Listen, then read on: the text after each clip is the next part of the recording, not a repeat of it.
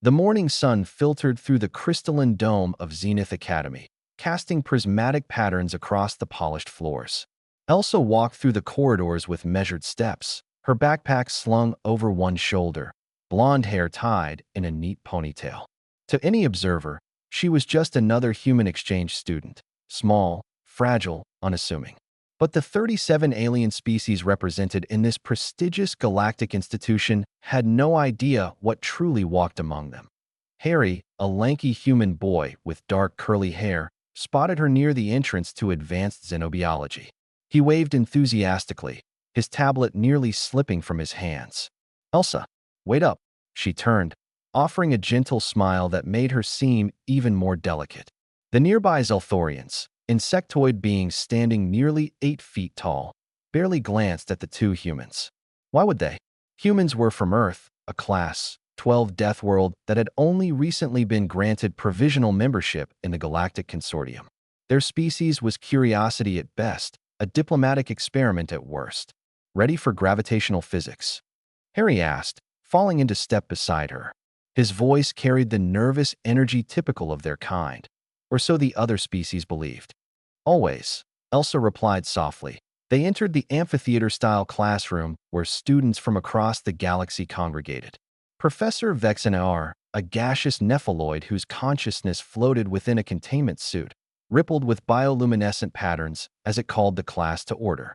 The lesson began with theoretical frameworks for traversing quantum foam, concepts that made Harry's head spin but kept Elsa's attention locked forward. Halfway through the lecture, the emergency alarm screamed to life. Red light bathed the classroom as Professor Vexenaar's voice crackled through the intercom. "Containment breach in sublevel 7. Unknown hostile organism. All students proceed to evacuation pods immediately." Chaos erupted. The Zelthorians clicked their mandibles in panic. The aquatic Delphions scrambled for their moisture suits. The crystalline Shardrith vibrated with fear-frequency harmonics that shattered 3 nearby tablets. But Elsa remained perfectly still. Harry grabbed her arm. "Elsa, we need to go?" "Now." She looked at him with those calm blue eyes, and for just a moment, Harry saw something ancient swimming beneath their surface. Something that had climbed to the top of a food chain forged in radiation, gravity fluctuations, and predators that made nightmares seem tame. "Get to the pods, Harry," she said quietly. "I'll make sure everyone gets out." "What?" "No, you can't." The door exploded inward. The creature that entered defied immediate classification. A mass of writhing appendages, acid-dripping maws, and sensory organs that tracked movement with predatory precision. It was a Vrek, an apex predator from the Forbidden Zones. Somehow loose in an academic institution, students screamed. Professor Vexenaar's containment suit flickered with distress patterns. The Vrek's primary sensory cluster swept across the room, cataloging prey. It lunged toward a cluster of Delphions, moving with horrifying speed. And then Elsa moved faster. She crossed 15 meters in less than a second, her body low and coiled. Her hand shot out and gripped one of the Vrek's appendages mid-strike. The creature shrieked, a sound that registered across 17 different wavelengths, and tried to pull back. Elsa didn't let go. Instead, she twisted, using the Vrek's own momentum against it.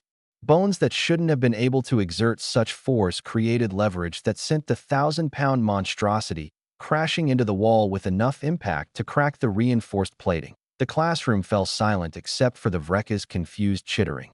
Harry stared, his mouth open. Every alien student froze, their various physiologies expressing universal shock. Elsa stood between them and the predator, her posture deceptively relaxed. But those who could perceive thermal signatures saw her body temperature spiking. Those who sensed electromagnetic fields detected her nervous system firing with impossible efficiency. Those who understood pheromones caught the chemical markers of an apex predator asserting dominance. The Vrek recovered, its sensory organs refocusing on this small creature that dared challenge it. It had evolved on a world where gravity crushed most other species, where the atmosphere was thick with spores that dissolved flesh. It knew no fear, until now. Elsa tilted her head slightly and smiled. Not the gentle smile she'd worn earlier, but something that showed too many teeth. Something that promised violence with terrifying casualness. The Vrek charged again, all pretense of caution abandoned. Multiple appendages lashed out, acid spraying, claws extending. What happened next would be analyzed in security footage for months. Elsa didn't just dodge, she flowed. Her human body, evolved through millions of years of persistence hunting, tool use, and cognitive warfare, moved with precision that made combat look like dance. She slipped past appendages that should have torn her apart. Her fist connected with neural clusters the Vrek thought were protected by its armored carapace. She used the creature's own acidic secretions against it, redirecting sprays into its sensory organs. The fight lasted 47 seconds. When it ended, the Vrek lay unconscious, its respiratory systems rhythmically inflating and deflating. Elsa stood over it, barely winded, her clothing torn but her skin unmarked except for a single scratch on her forearm that was already clotting with disturbing efficiency. She turned to face the classroom. 37 species stared at her with new understanding. Professor Vexenar's bioluminescence flickered with patterns that translated roughly to, "What? What are you?" Elsa straightened her ponytail, her expression returning to that gentle, unassuming mask. "Human. From Earth. Deathworld Class 12. Class 12 is supposed to be upper moderate danger," a Zelthorian whispered. Not this." Harry finally found his voice. "The classification system is based on environmental hazards to galactic standard physiology, but it doesn't account for what those environments produce." He looked at Elsa with a mixture of pride and trepidation. Earth doesn't just have dangerous environments. It has dangerous everything. And humans sat at the top of that pyramid for 200,000 years. Security forces arrived moments later, heavily armed and cautious. They surrounded the unconscious Vrek, then looked at Elsa with something approaching reverence. As they escorted everyone to safety, Harry walked beside Elsa. "Are you okay?" She nodded, that soft smile returning. "I'm fine. Are you?" "Yeah, I just..." He laughed nervously. "I keep forgetting what we are. Out here, with all these species that evolved on reasonable worlds, it's easy to think we're the fragile ones." Elsa looked at the stars visible through the dome, thinking of Earth, beautiful, terrible Earth, where children learned to identify venomous creatures before they could read, where the weather could kill with casual indifference, where humanity had clawed its way to sentience through sheer relentless determination. "We're not fragile, Harry," she said quietly. "We're just very, very good at pretending to be."